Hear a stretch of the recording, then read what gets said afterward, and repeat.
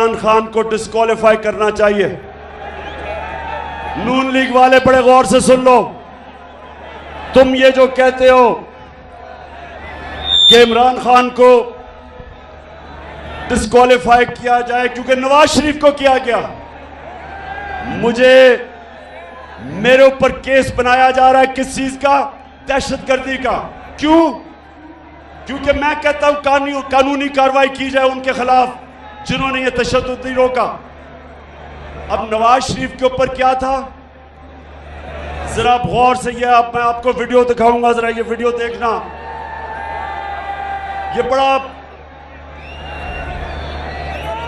ये वो वीडियो देखेंगे आराम। एक अभी रोको, ये जो वीडियो मैं ताकि देखना आप खुद अपनी आंखों से देखें कि इस मुल्क से हो क्या रहा है। नवाज शरीफ 3 दफा मुल्क का प्राइम मिनिस्टर था, 3 दफा।